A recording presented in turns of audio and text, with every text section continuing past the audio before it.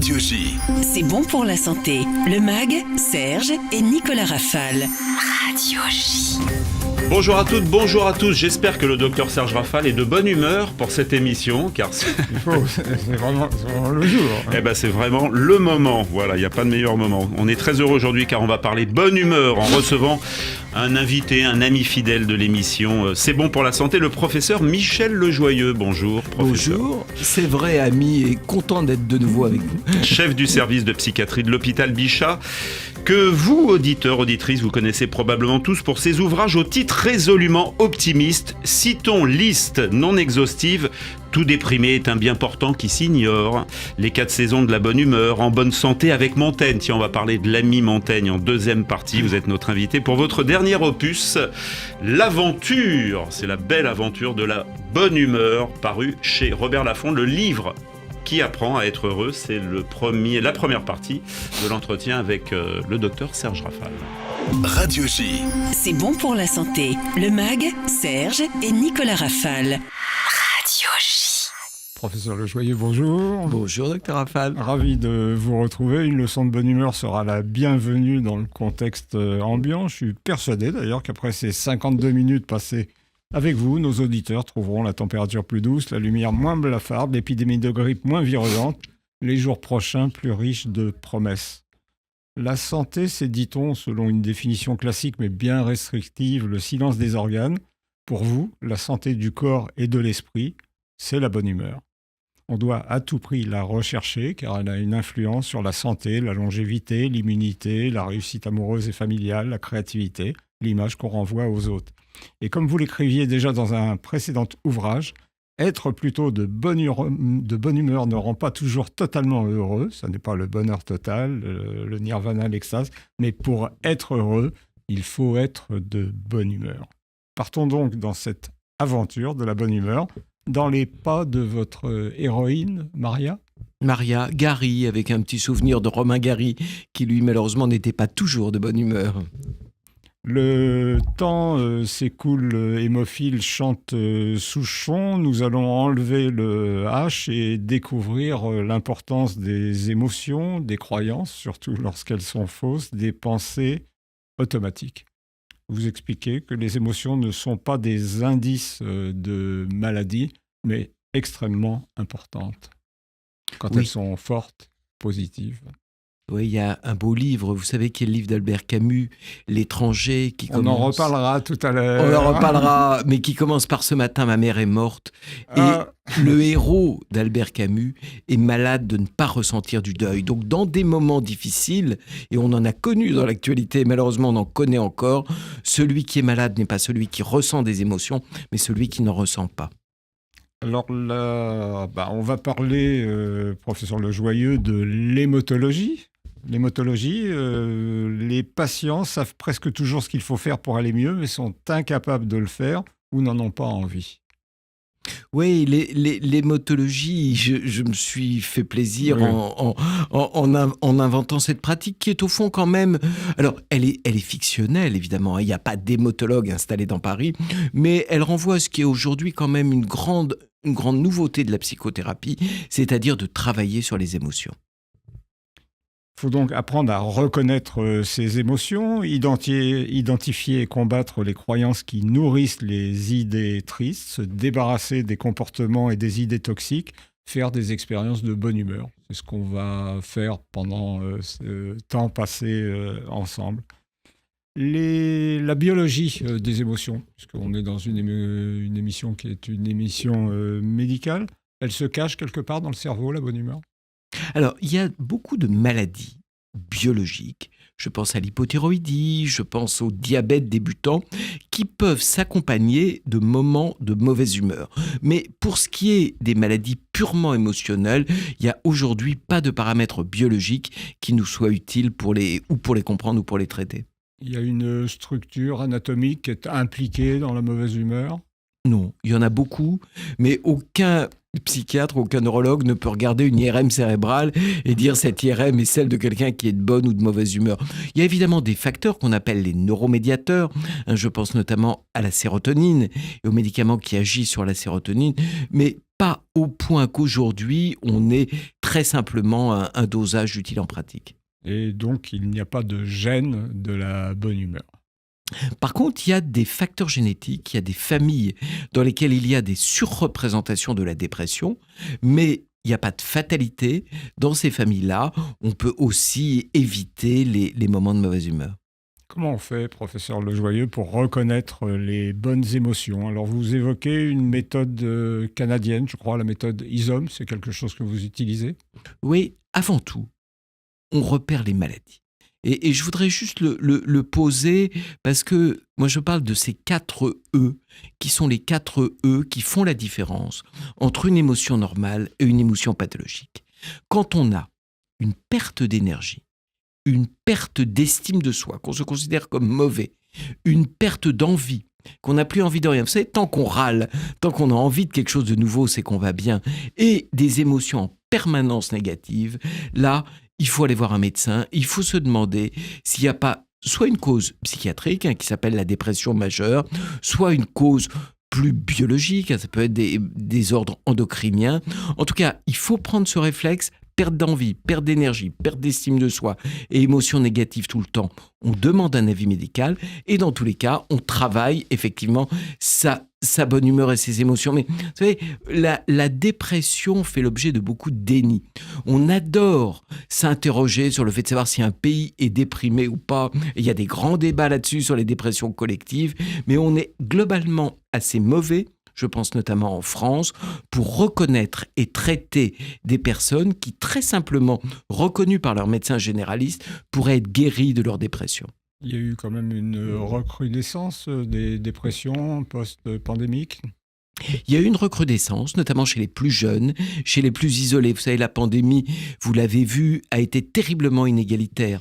Plus on était malade, moins on avait de tuteurs de résilience, comme le dit mon collègue et ami Boris Cyrulnik, moins finalement on a pu résister à cette pandémie. Comment on reconnaît une bonne émotion? Il y a des émotions qui sont négatives, il y a des émotions qui sont fortes, et les bonnes émotions, celles qui nous sont indispensables, qui nous sont utiles. Je serais tenté de dire que toutes les émotions sont bonnes quand elles ne sont pas l'indice d'une maladie dépressive. Ce qui est inquiétant, c'est le vide, c'est l'absence d'émotions. Et il faut surtout pas avoir cette idée, je gère mes émotions, je contrôle mes émotions. Qui est capable d'être tout le temps heureux, à part quelques grands malades que nous hospitalisons? Donc on accepte les émotions négatives, on ne les laisse simplement pas nous envahir. Et on en parlera peut-être, l'héroïne du livre fait un exercice d'acceptation à la fois de ses émotions et de ses vêtements. Je la fais jouer, parce que c'est aussi le principe du livre, c'est qu'on s'amuse avec une héroïne, avec un pull troué.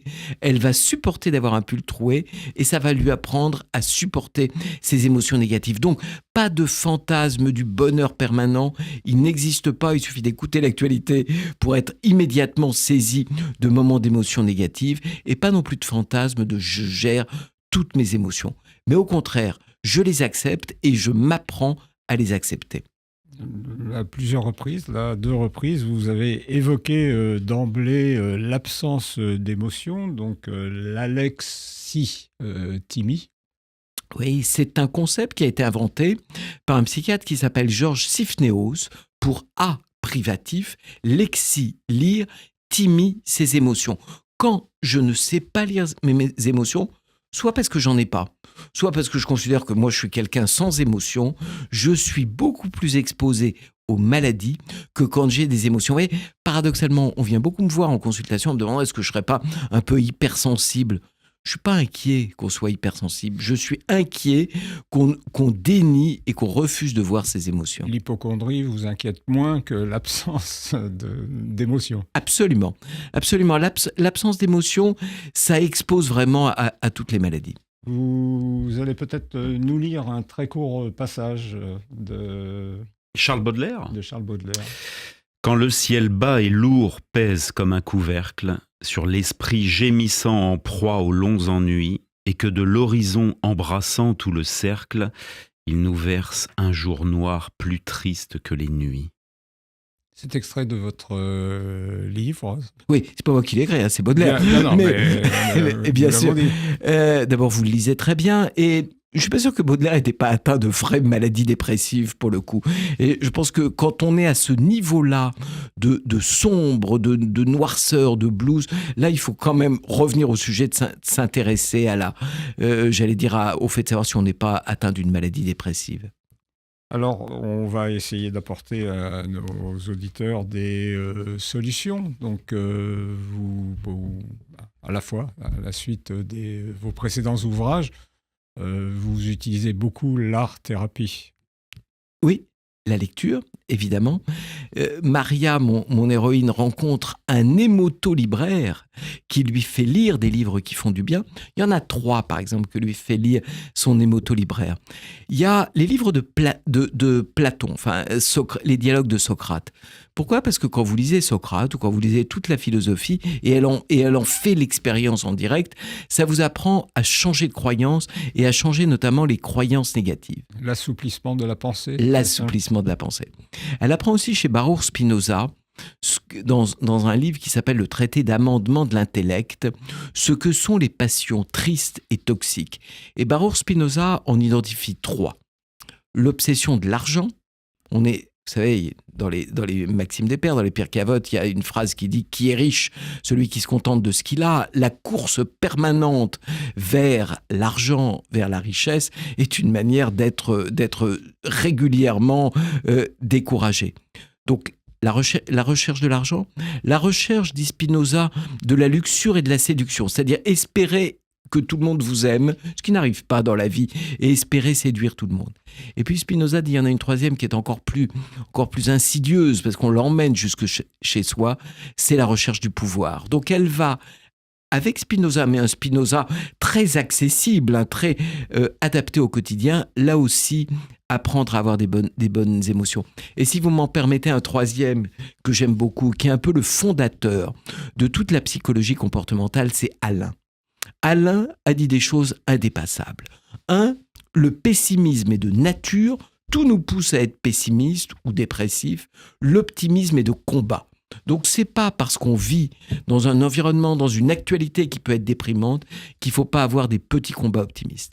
Alain dit une autre chose, il dit « Je préfère le menton, je préfère qu'on lève la tête plutôt qu'on se tienne le front ».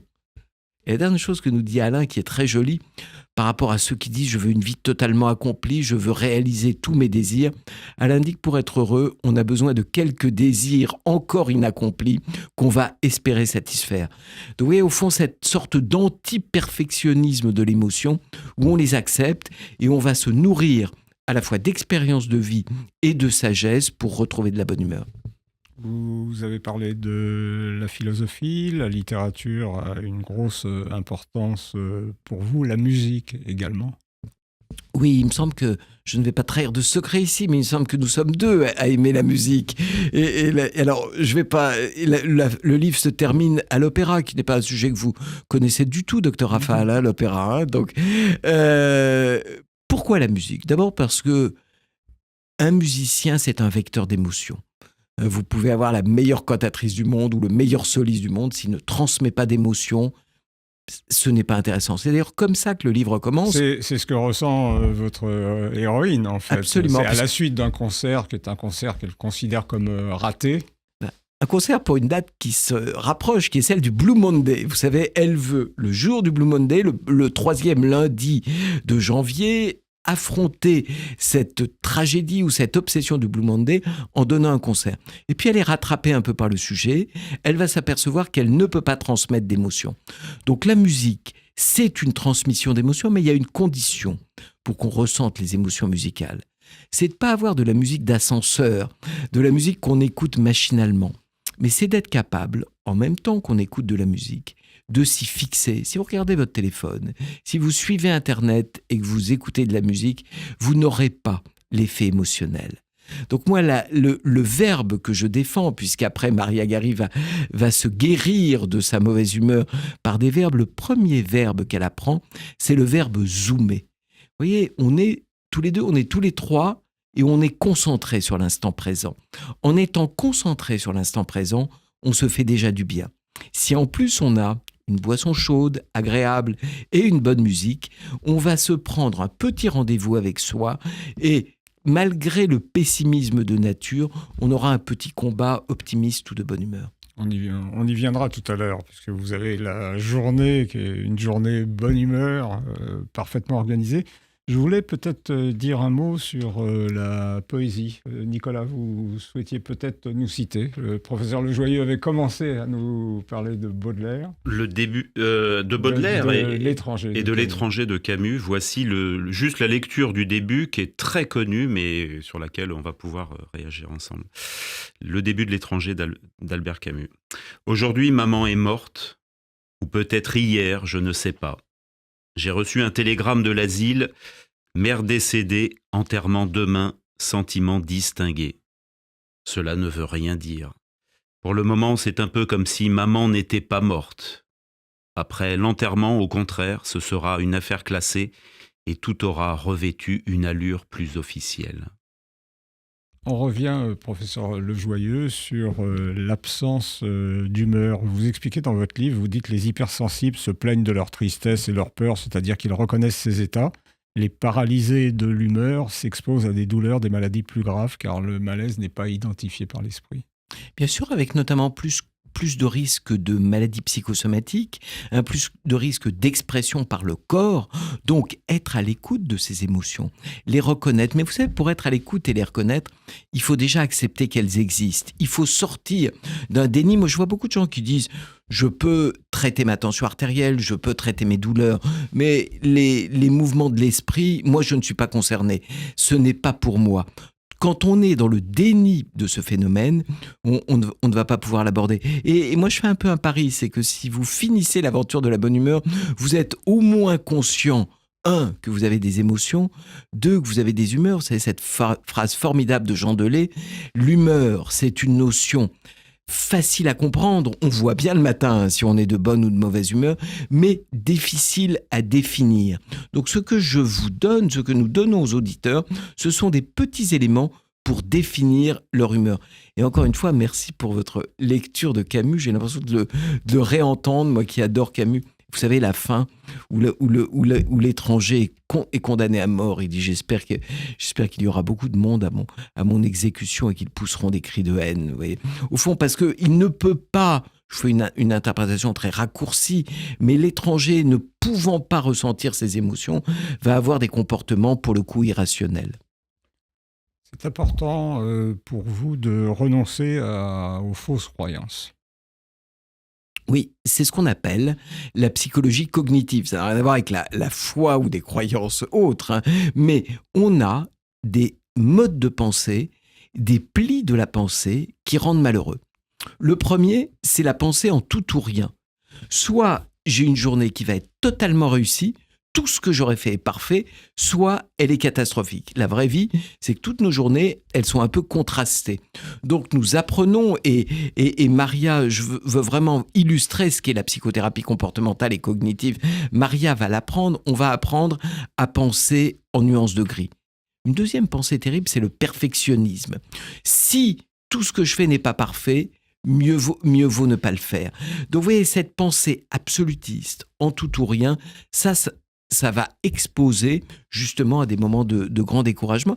Et quelquefois, en changeant sa manière de penser, avec quelques petits exercices simples, on va pouvoir avoir une relation à l'existence qui ne va pas être une euphorie perpétuelle, qui ne va pas être une réussite parfaite, mais qui va être une tolérance des petites aspérités. Vous proposez des exercices qui sont des exercices très très ludiques. On se promène dans le faubourg Saint-Antoine, donc il y a l'expérience avec les deux fauteuils, le fauteuil de la bonne humeur, le fauteuil de la mauvaise humeur, le fauteuil, la chaise vide à laquelle on parle sont des exercices qu'on peut faire. Qui viennent de la thérapie centrée sur les émotions, mais j'ai voulu le raconter dans un roman, et effectivement, en parlant à une chaise vide, on va pouvoir purger des choses qu'on n'a jamais dites, par exemple à des gens qui ont disparu, et en se disant, sur un fauteuil j'exprime tout ce que je ressens de bonne humeur, sur un autre, j'exprime tout ce que je ressens de mauvaise humeur, on va voir comment, au fond, nous avons en nous ces deux humeurs.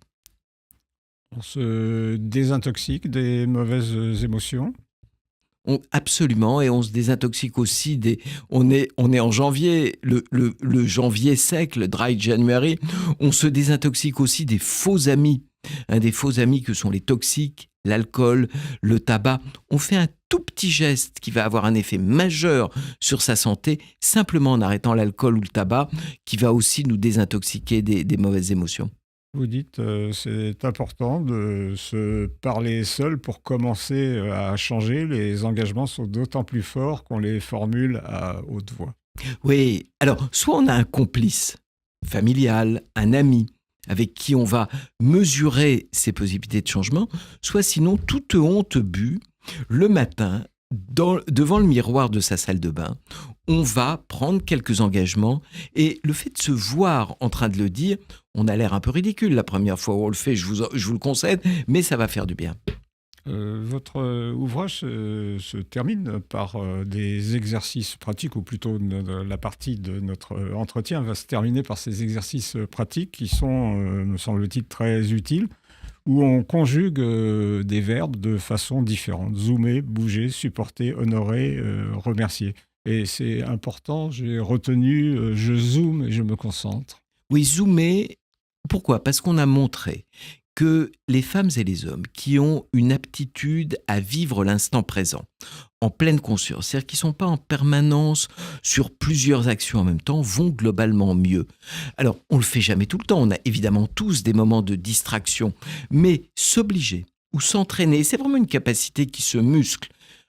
Un quart d'heure par jour. Ça peut être le moment où on discute avec un proche. Ça peut être un moment solitaire où on vit pleinement l'instant présent. On va faire aussi, il y a beaucoup d'exercices avec des fruits, avec du scan corporel. Avec du chocolat. Avec du chocolat. Mais le chocolat qu'on ne va pas dévorer tout d'un coup, mais qu'on va vraiment prendre de temps. Il y a même un exercice, si vous êtes très patient. Oui. Je ne suis pas sûr que vous le teniez, docteur Rafal. Un quart d'heure devant un carré de chocolat. Alors ça c'est très très important. Après, sur supporter, vous en avez parlé au début de notre entretien, là, le pull troué. Honorer les amis, honorer les proches, les exercices des 5 personnes qui nous sont les plus proches. Oui, honorer, vous savez, ça revient à un exercice qui avait été inventé par un grand psy qui m'inspire régulièrement, qui est Viktor Frankl. Vous savez, Viktor Frankl a inventé la logothérapie. Il avait, au retour des camps, dit qu'au fond, après avoir été déporté, qu'au fond, ce dont on a besoin, c'est de sens, c'est d'un sens de la cohérence. Et il avait retrouvé chez les chevaliers du Moyen-Âge l'exercice du blason. Si on devait, avec un blason, construire ce qui finalement donne du sens à notre vie, qu'est-ce qu'on y mettrait ? Et peut-être repérer ce qui donne du sens à notre vie et le mettre en avant. Voilà, je suis de bonne humeur ce matin, voilà, c'était une petite musique. Qui termine notre première partie. Une fois n'est pas coutume. Voilà, merci le professeur Le Joyeux. Alors on s'aperçoit que c'est une quête très très personnelle, la bonne humeur. Elle doit viser des résultats réalistes et c'est une leçon d'optimisme. Oui, c'est tellement vrai que dans le livre, on a fait un truc, vous savez, comme dans les livres pour les adolescents, l'aventure dont vous êtes le héros. Vous avez le droit de passer d'un chapitre à un autre. À la fin de chaque chapitre, vous pouvez décider, justement pour vous dire, il n'y a pas une seule méthode et une seule manière d'être de bonne humeur. Et on se retrouve juste après pour la deuxième partie de C'est bon pour la santé. On continue de se baigner dans l'aventure de la bonne humeur en compagnie du professeur Michel Le Joyeux. À tout de suite. Soyez de bonne humeur, même pendant la pause. Radio J. C'est bon pour la santé. Le MAG, Serge et Nicolas Rafal. Radio J. Radio J. C'est bon pour la santé. Le MAG, Serge et Nicolas Rafal. Radio J. De retour pour la deuxième partie de C'est bon pour la santé, en compagnie toujours du professeur Michel Le Joyeux pour cet ouvrage indispensable, L'aventure de la bonne humeur, le livre qui apprend à être heureux. Moi, j'ai ma compagne qui me confie très régulièrement, professeur Le Joyeux, qu'elle n'arrive pas à maintenir, elle va me gronder, qu'elle n'arrive pas à maintenir ses filles devant la télé plus de 10 minutes. On a terminé la première partie en parlant de l'attention, de la concentration, plus de 5, plus de 10 minutes, en zoomant sur un détail, sur quelque chose. Qu'est-ce qu'on peut conseiller aux gens qui subissent un peu les méfaits de l'inattention, d'une attention très très très flottante? Qu'est-ce qu'on peut leur conseiller? Alors je vois l'inverse, je vois aussi des gens qui me disent mes enfants sont scotchés devant la télé, comment est-ce qu'on peut les déscotcher? Peut-être que c'est plutôt bien, non, que ces filles soient pas devant la télé si elles ont d'autres activités. Déjà, je pense qu'il y a deux sujets différents. Chez les enfants, il y a un trouble qui se discute, qui est le trouble déficitaire de l'attention avec hyperactivité. C'est pas pour dire que ces filles ont cela, mais chez l'adulte, on peut entraîner sa capacité à la pleine conscience. Vous savez déjà, ces petites machines délicieuses. Là, vous prenez un smartphone. Là, on prend un smartphone et on le met sur le mode avion. Ouais. On l'a tous fait là pour ne pas être interrompu. Vous imaginez si un téléphone se mettait à sonner au milieu d'une émission, ça paraîtrait étrange. Moi, j'apprends à sanctuariser les moments intimes. C'est aussi étrange qu'un smartphone sonne pendant une émission que le fait de laisser un smartphone sonner, par exemple, pendant un rendez-vous familial, amoureux, amical. On a trop l'habitude d'espèce de temps intermédiaire entre je regarde mes mails, je regarde mes SMS et j'ai en même temps... Jamais totalement présent, quoi. Jamais totalement présent. Vous avez évoqué tout à l'heure l'opéra, les gens qui font leur SMS pendant la représentation. Ne me dites pas que c'est votre cas, docteur Raffael. Ce que vous voulez confesser votre envie. En permanence. Alors, vous nous parlez de la journée idéale. Et en première partie, vous nous avez parlé également de l'anémotion, de l'anémotivité, l'incapacité à s'émouvoir. L'incapacité à s'émouvoir. Le contraire n'est pas bon non plus. Je me souviens d'une pièce de théâtre de Jean-Michel Ribes, Muséo, Musée Bas, qui a été rendue au cinéma avec un couple, Isabelle Carré et Pierre Arditi. Et Isabelle Carré, elle dit « Ah, mais je suis tellement heureuse, c'est super, on s'est garé au parking. » Et lui, il dit « Mais tu m'ennuies, tu m'emmerdes à être tout le temps heureuse. Qu'est-ce que t'as à être tout le temps contente comme ça? Mais qu'est-ce que t'as? Mais écoute, Minou, mais arrête de trucs, mais tu vois pas que je suis heureuse. Mais ça m'ennuie, les gens heureux, dit Pierre Arditi. » Donc le contraire n'est pas bon non plus? Enfin, le contraire est quand même moins gênant et moins grave. Vous savez, si on prend 2 secondes, de quoi s'agit-il? Il y a la capacité à ce que le cerveau produise des émotions. On ne sait pas trop comment, d'ailleurs, aujourd'hui. Depuis Descartes, on se demande comment ça se passe. Il y a la capacité à les reconnaître, à les ressentir. Et puis, il y a surtout l'acceptation du fait qu'on a des émotions. Vous savez, par exemple, il y a des choses toutes simples. Si vous regardez un film triste ou gai, le rythme de votre cœur va changer, le rythme de votre respiration va changer.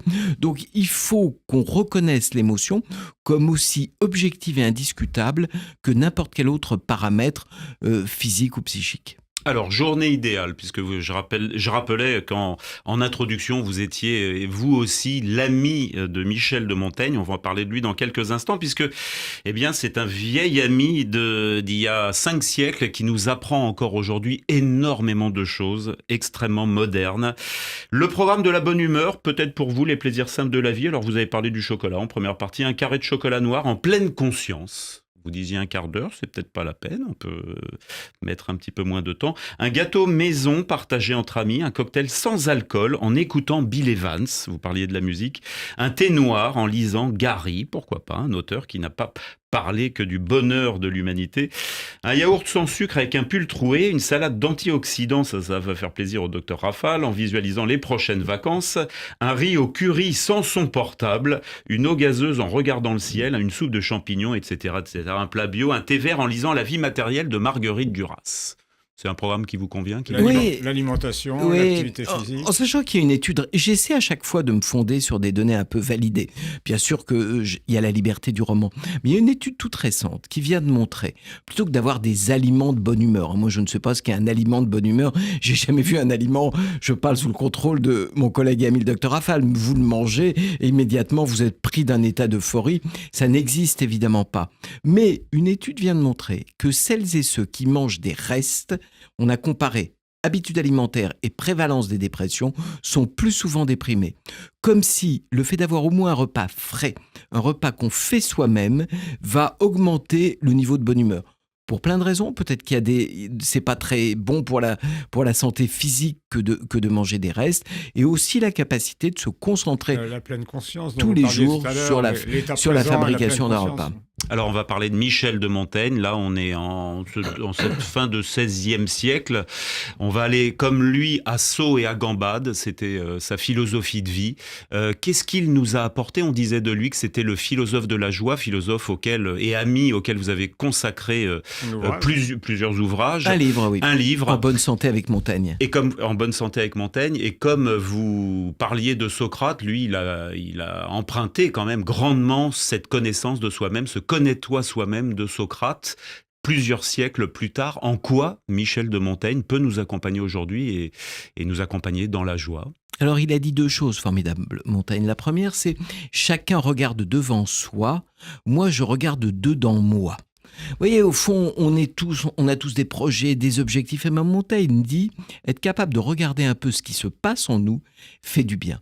Et puis la phrase pour laquelle j'ai eu envie de faire ce livre En bonne santé avec Montaigne, qui est maintenant au livre de poche, c'est une phrase où Montaigne dit « on est tous tristes ». Quand on écoute l'actualité, il y a des choses qui nous rendent tristes. On a tous le droit d'être triste, mais on n'a pas le droit d'aimer sa tristesse. Vous voyez, dans une époque qui n'est pas forcément très gaie, il faut faire la différence entre la tristesse qu'on subit et la tristesse, finalement. Montaigne dit, il ne faut pas se constituer un musée de tristesse. Vous voyez, on peut avoir tous les moments tristes de sa vie, on en a tous, on n'a pas de problème avec ça. Tous les moments de l'actualité attristants. Et ça, dit Montaigne, ce n'est pas une marque d'élégance, ce n'est pas une marque d'intelligence, c'est une marque de faiblesse. Pas d'être triste, attention, mais d'aimer sa tristesse et de se faire son musée de tristesse. Michel de Montaigne qui a transformé sa vie difficile à l'époque, puisque nous rappelons ici qu'il a perdu 5 de ses 6 enfants et il est devenu ce philosophe de la joie pour amplifier la pensée de Pascal. Tout le malheur des hommes viennent du fait, non pas qu'ils ne savent pas uniquement rester couchés sur un lit dans une chambre, mais de ne pas se connaître pleinement eux-mêmes. Oui, et puis Montaigne est à la base de ce que nous appelons, nous, la psychologie cognitive et comportementale. Moi, j'ai abordé Montaigne en médecin, en toute incompétence philosophique, mais en appétence pour justement ce que cette pensée peut nous donner de positif. Montaigne s'appuie sur Épictète, et Épictète dit « Nous ne sommes pas atteints par les choses, mais par l'idée que nous nous faisons des choses ». C'est la base de la thérapie des croyances. C'est-à-dire qu'au fond, on n'a pas de baguette magique pour vous empêcher de traverser des moments désagréables, mais on peut essayer de les traverser en les interprétant de manière différente. Alors, il y a cet exemple des pensées automatiques dans votre ouvrage. Je vous donne un exemple parfait de cette absurdité de l'imagination et donc des pensées automatiques sans lien avec la réalité. C'est un condamné à mort qui demande un dernier verre qu'il refuse finalement car le bourreau a bu dedans. Il a peur d'attraper la vérole. Il va mourir quelques instants après. Ça veut dire que même en extrême danger, on ne renonce pas à ces certitudes déprimantes. Et notre travail de changement des croyances, qui est la base de la thérapie, c'est pas si simple. C'est pour ça qu'il faut faire des expériences.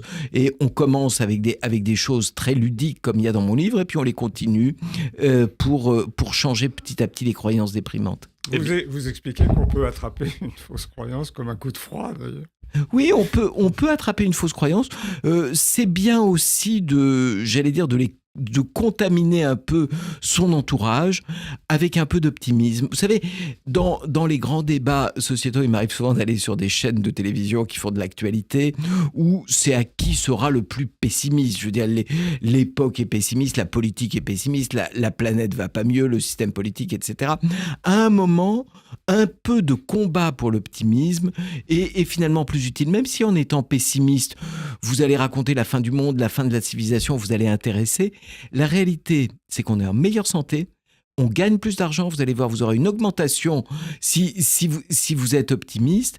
Et pourquoi on est en meilleure santé ? Notamment parce qu'il faut beaucoup d'optimisme pour appliquer les principes de la prévention. Et une autre chose, c'est que quand on est optimiste, on a globalement plus de copains. On va préférer le commerce intellectuel, le commerce quotidien de gens plutôt optimistes que de gens pessimistes. Eh ben, on va parler justement avec celui qui tartine toujours son beurre du côté contraire au fait, au moment où ça tombe sur le sol. Voilà, c'est le docteur Vladimir Mitz qui va nous parler du moral des patients à entretenir. Vladimir. Radio J. C'est bon pour la santé. Le MAG, Serge et Nicolas Rafale. Radio J. Je me suis un peu emmêlé dans le beurre et la confiture sur le lancement de Vladimir, mais on aura compris l'idée. Vous tartinez votre beurre toujours du côté où ça tombe pas sur le sol, quoi. Vous êtes optimiste. Oui, et puis surtout, je voudrais parler alors d'un problème qui intéresse tout le monde, qui est ce corps que nous portons. Cette carapace qui finalement évolue avec le temps, et dans la satisfaction ou l'insatisfaction qu'on a de soi, la problématique du corps est très importante. Alors une des questions qui est en route en ce moment dans notre société, c'est une question écologique. C'est est-ce qu'on doit s'accepter tel qu'on est, ou est-ce que lutter contre le vieillissement peut nous apporter du bonheur, de la joie, peut-être nous guérir, enlever des mauvaises pensées. Et c'est une question qui est très importante et en même temps, elle est très difficile à résoudre parce que pour savoir si la chirurgie esthétique guérit ou améliore la situation psychologique, non seulement physique d'un individu, il y a deux réponses. Il y a la réponse de la société, du ministère de Bercy, qui dit que, vous savez, vous êtes médecin, d'accord, mais si vous faites de la chirurgie ou de la médecine esthétique, vous faites du commerce. Et donc, vous êtes assujetti à la TVA de 20% parce que c'est un produit que vous vendez. Et puis de l'autre côté, il y a nous les médecins, les chirurgiens, qui avons essayé de savoir si réellement on faisait du commerce ou si on faisait du bien, si on était thérapeutique.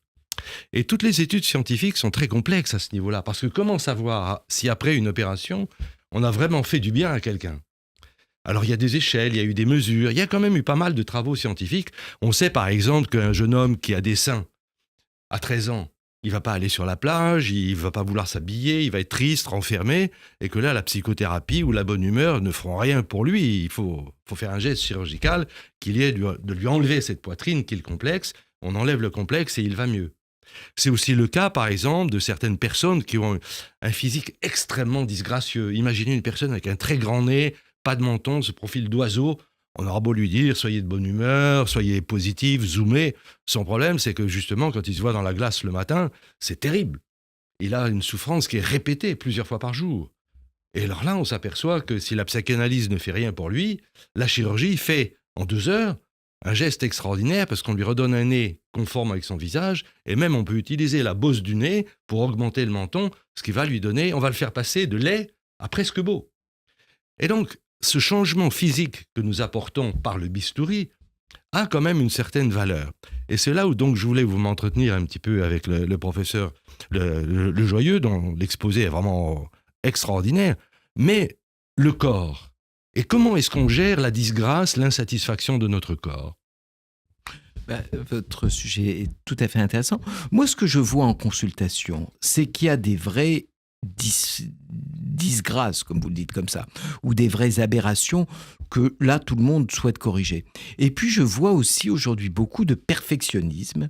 Je vois aussi de gens qui sont plutôt à peu près normaux et auxquels je vais éviter... Alors, je ne suis pas psychanalyste, moi. Il n'y a pas que la psychanalyse dans les psychothérapies. Il y a aussi des thérapies comportementales. Et des gens où, justement, un travail sur l'émotion et sur les croyances va éviter des chirurgies qui peuvent être tout à fait délabrantes, mutilantes, inutiles. Tout le sujet est de faire la différence entre une indication qui est juste, mais c'est vrai, et je crois, enfin c'est vrai, d'ailleurs la chirurgie réparatrice, comme vous le savez, est remboursée.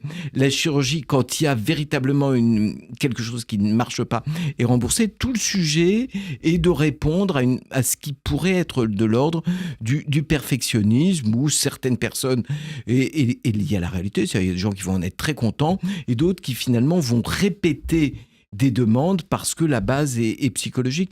Donc il faut être, assez souple. Moi, je suis quand même assez directif. Par exemple, quand vous êtes déprimé, vous trouvez laid. Vous voyez, il y a une perte d'estime de vous-même et vous vous trouvez laid. Dans ce cas-là, j'ai tendance à préférer quand même la psychothérapie avant le bistouri. Alors, c'est tout à fait réaliste. Et d'ailleurs, souvent, on nous demande, mais pourquoi est-ce que vous ne travaillez pas avec un psychologue ou avec un psychiatre dans votre cabinet ou à votre consultation ? Nous l'avions. Moi, je l'ai beaucoup fait. Et bien sûr, j'ai des correspondants, comme on dit, qui sont psychiatres ou psychanalystes, parce qu'il y a des anomalies dans le comportement de chaque individu. Mais si on analyse statistiquement le nombre de ce qu'on appelle les dysmorphophobes, ce sont des gens qui se détestent, quoi qu'on fasse, ils sont assez faibles. Ça ne monte même pas à 5% de la population des gens dépressifs. C'est-à-dire ce sont des gens qui ne sont jamais contents de leur apparence. Je pense que c'est ce que vous appelez des perfectionnistes. Les perfectionnistes, effectivement, sont des personnages qui ne peuvent pas s'assumer en tant que tels et qui cherchent, dans une faille qu'ils s'auto-fabriquent, en quelque sorte, une raison de vivre. Ils vivent avec cette faille dont ils vont se plaindre. Mais pour nous, ce n'est pas du tout intéressant, ces patients-là. On ne va pas leur proposer une opération. Là où ce qui est difficile pour nous, en tant que chirurgien esthétique dans notre domaine, c'est de savoir, de déterminer quelles seront les personnes qui vont être dangereuses pour nous. C'est-à-dire, sont des gens paranoïaques. Les paranoïaques, pour nous, c'est une population particulièrement difficile parce qu'on ne les connaît pas. Nous n'avons pas suffisamment de formation au niveau de nos études universitaires pour déterminer un petit peu qui sont ces gens qui peuvent être dangereux, non seulement pour eux, mais même vis-à-vis de nous-mêmes. Et donc, en conclusion, je pense que la bonne humeur par rapport au corps, ça consiste à entretenir bien sûr son corps, et puis surtout, si on a un complexe, quand même, savoir se faire entendre. Le plus difficile, c'est les enfants, les adolescents.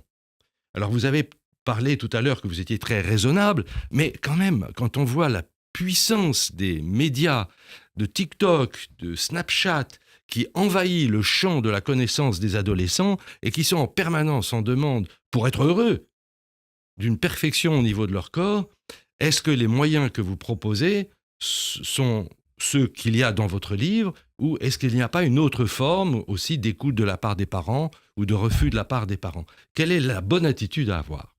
Oui, non, c'est une question essentielle, mais probablement il y a une discipline qui s'appelle la pédopsychiatrie. Vous savez, maintenant, notre discipline, c'est aussi spécialisé. Il y a des psychiatres et des pédopsychiatres. Il y a des psychiatres spécialistes de l'adolescence.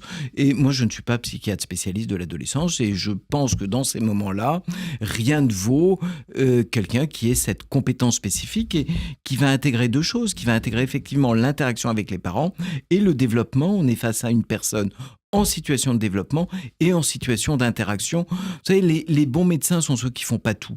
Les bons médecins sont ceux qui connaissent leurs limites. Je pense que le psychiatre d'adulte que je suis ne souhaite pas prendre en charge des enfants ou des adolescents parce que je ne me sens pas compétent pour et réciproquement. Vous dites vous aimez bien les experts qui doutent. Oui, j'aime bien les experts qui doutent. J'aime bien les experts qui aiment bien. Vous savez, notre expertise veut dire qu'on réduit notre champ de connaissances. Bon, on mettra peut-être la chanson d'Anne Sylvestre pour terminer l'émission. J'aime les gens qui doutent. Oui. Quel est votre regard de praticien alors sur la société, sur l'époque actuelle ? Vladimir vient de parler de TikTok, des réseaux sociaux. Voilà. Qu'est-ce que vous, depuis le temps que vous exercez, que vous pratiquez, notre époque va-t-elle bien ? Comment va le monde ? Moi, je n'ai pas beaucoup soigné d'époque ou de monde. Vous voyez, ils viennent pas beaucoup me voir en consultation. Ce que je vois aujourd'hui quand même, c'est un foisonnement des méthodes et au fond le besoin de faire du ménage dans les méthodes et de ne faire confiance qu'à des méthodes validées. Vous voyez, aujourd'hui, la psychothérapie reste un domaine non validé. Il y a un dispositif qui a été mis en place par le président de la République et le ministre de la Santé, qui est le dispositif Mon Psy, qui permet aujourd'hui de rembourser 6 à 8 séances de psychothérapie. Ça change complètement le paradigme, puisqu'on n'est plus obligé aujourd'hui d'aller investir, vous savez, toute cette idée, plus c'est cher, plus c'est long, plus c'est efficace. On peut aujourd'hui rencontrer un psychologue et commencer à travailler le sujet. Et puis, la nouveauté, c'est pour ça que j'ai fait ce livre, c'est qu'au fond, en agissant sur son mode de vie, sur sa manière de manger, sa manière de bouger, on va changer la biologie de son cerveau et ses émotions. Important, l'activité physique. Essentiel. Ça y est, une étude qui vient de sortir, alors là, pour le coup, complètement validée dans une revue de psychiatrie nord-américaine, qui a comparé des médicaments à 3 séances d'activité physique par semaine de 45 minutes avec un effet équivalent. N'arrêtez surtout pas des médicaments s'ils sont utiles, hein. Ne faisons pas de catastrophe sanitaire à l'occasion de cette émission, mais rappelons-nous on le ressent tous, que quand on commence à bouger, on trouve son corps déjà plus beau, plus fonctionnel, un corps qui bouge est toujours un corps plus intéressant et on va augmenter son niveau de bonne humeur. Et nous sommes au mois de janvier, mois des résolutions. Il y a 2 moments dans l'année où on prend des résolutions. Le mois de janvier en est une. Les gens il y a des inscriptions un petit peu plus soutenues dans les clubs de sport. Le tout, c'est de continuer, quoi. Alors, c'est d'y aller, hein. Quelques critères sur une résolution qui marche. Elle est spécifique. C'est pas demain je suis sportif, ça veut rien dire. C'est j'ai une résolution précise avec un temps. Elle est mesurable, elle est adaptée à notre condition physique, elle est réaliste et elle est temporellement définie. On nous écoute, on se dit demain, je vais faire 10 à 15 minutes d'activité. C'est mesurable, c'est précis. Pas de grands principes, mais un petit objectif qu'on va pouvoir tenir. Alors on a abordé beaucoup de thèmes, l'art-thérapie, le cinéma, la littérature, la poésie, à présent l'activité physique. On parle un petit peu d'alimentation avec quelques conseils pour lancer cette année 2025. Vitamine D, poisson gras, oméga 3, là ça va être le domaine d'excellence du docteur Serge Rafal. Vous le développiez dans un de vos précédents ouvrages. Absolument. Il y a des choses qui sont sorties. D'abord, il n'y a pas d'aliments médicaments. Il n'y a pas d'aliment qui ait fait ses preuves comme un antidépresseur naturel. L'aliment est important, mais la manière dont on le prépare et la manière dont on le mange aussi, en termes d'effets psychologiques. Le thé, oui, parce que le thé, ça vous oblige à vous arrêter, ça vous oblige à vous ralentir, à la différence de l'expresso qu'on avale en une fois. Et puis, je dirais, on est dans une chaîne où l'identité des aliments a du sens.